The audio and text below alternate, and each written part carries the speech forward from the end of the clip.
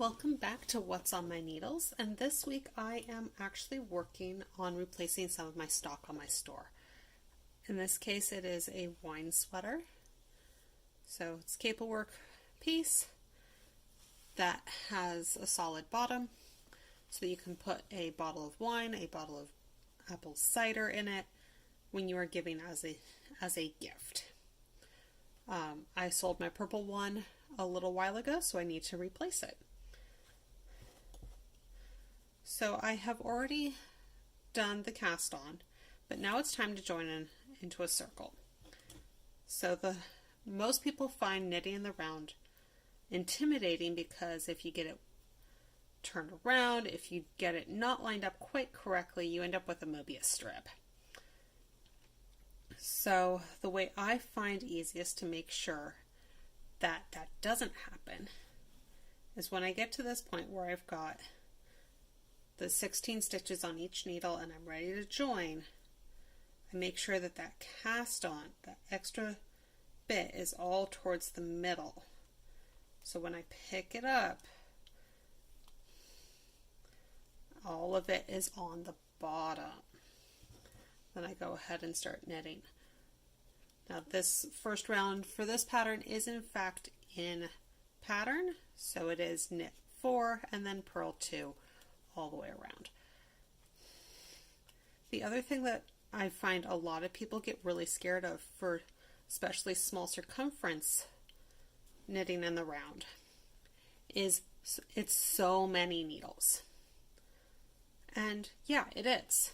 It is more than 2, but it is not more than 2 that you are working with at any given time. Your other 2 or 3 needles are acting as stitch holders. So I'm going to knit these last 4 because I don't like starting a new needle with purl stitches if I can avoid it. I'm actually going to move the next 2. If I was doing this with 5 needles, so 4 holding the stitches and 1 more for the working needle, I could just have 1 repeat on each set of needles. So again, I'm going to be knitting 4, purling 2 all the way around. If I was doing this on a circular needle, if like an 8-inch circular, or if it was a larger project like a hat or a bag, then I could actually, then when I started, I would be placing a stitch marker to make sure that I know where my start of the round is. But in this case, because it is on double points, I can just look for where my tail is and go from there. Just double checking that I've got the right number of stitches. And in this case, I'm going to move these 2 stitches to the last needle. So to do that, I literally just slip them over.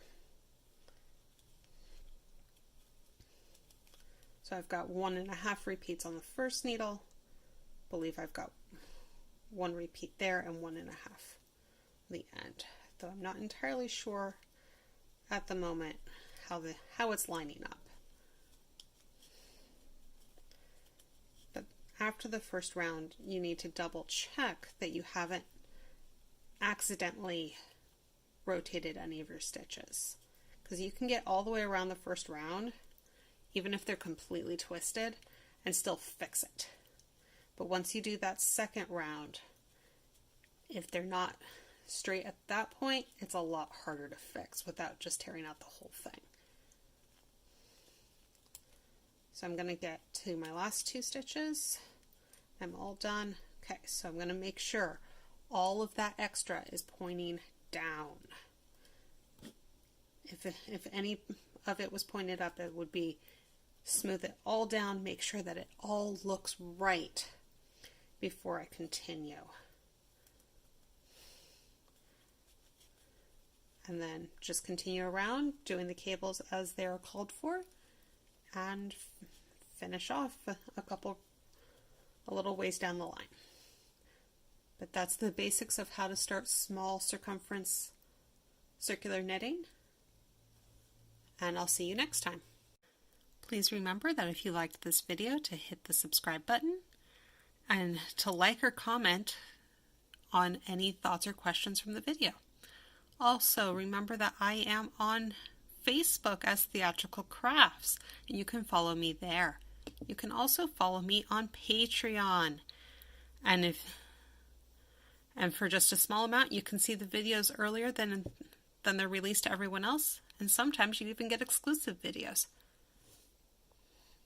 Thanks, and have a great week. If you liked any of the products or patterns featured on this week's episode, they are available on Theatrical Crafts on Etsy. They are also available on Ravelry, also under Theatrical Crafts.